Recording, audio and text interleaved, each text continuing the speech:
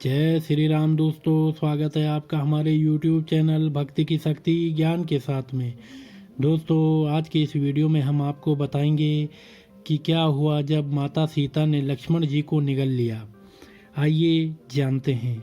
भगवान राम, माता सीता, भाई लक्ष्मण और बजरंगबली हनुमान जी के साथ जब अयोध्या लौटकर आए तो पूरी अयोध्या को दुल्हन की तरह सजाया गया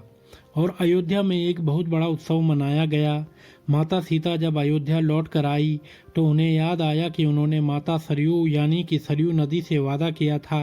कि जब वो सकुशल अपने पति और देवर के साथ अयोध्या लौट कर आएंगी तो सरयू नदी की पूजा अर्चना करेंगी।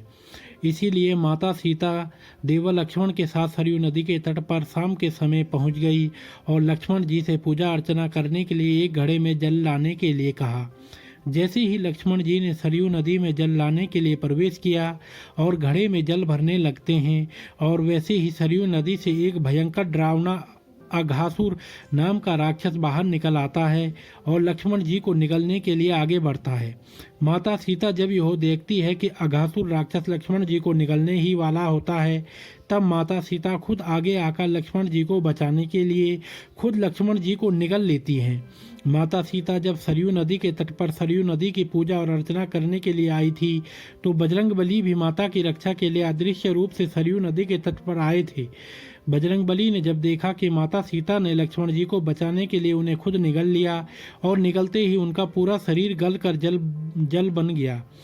तब वो माता सीता के जल रूपी शरीर को एक घड़े में भरकर श्री राम के सामने लेकर आ जाते हैं और वहां घटित हुए पूरे वृतांत को श्री राम को बताते हैं। जब मर्यादा पुरुषोत्तम भगवान राम ने हनुमान जी की बात सुनी तो वो हंसने लगे और बजरंगबली से बोले कि हे मारुति नंदन, मैंने वनवास के समय समस्त राक्षसों का वध कर दिया, सिर्फ यही एक राक्षस अघासुर नाम का बचा है जिसे मैं न मार सका क्योंकि इसे भगवान शंकर से वरदान प्राप्त है, इसलिए इसका वध मैं नहीं कर सकता हूँ। अघासुर के वध के लिए एक भविष्यवाणी हुई थी कि जब त्रेता युग में माता सीता और लक्ष्मण जी का शरीर गलकर एक तत्व में बदल जाएगा,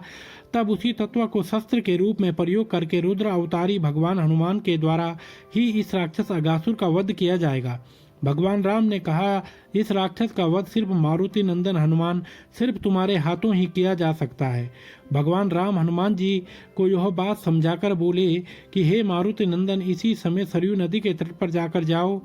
और इस तत्व रूपी सीता और लक्ष्मण के शरीर को सरयू नदी के जल में प्रवाहित कर दो। जैसे ही तुम इस तत्व को नदी के पानी में प्रवाहित करोगे, उसी समय अघासुर राक्षस का वध हो जाएगा और माता सीता और लक्ष्मण दोबारा से अपने शरीर में वापस आ जाएंगे। भगवान राम की आज्ञा पाकर हनुमान जी तुरंत सरयू नदी के तट पर पहुंच जाते हैं और घड़े में भरे तत्व रूपी माता सीता और लक्ष्मण जी के शरीर को गायत्री मंत्र से अभिमंत्रित कर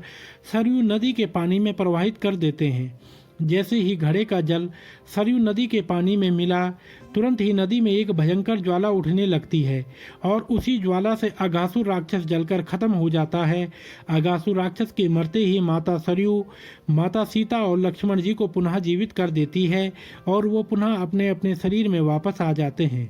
तो दोस्तों, अगर आपको यह वीडियो पसंद आई हो तो आप हमारे चैनल को लाइक, कमेंट, शेयर, सब्सक्राइब अवश्य करें और बेल आइकन दबाना ना भूलें, जिससे हमारी आने वाली सभी वीडियोस की नोटिफिकेशंस आप तक समय से पहुंचती रहेंगी। तो आप सभी मित्रों का बहुत बहुत धन्यवाद।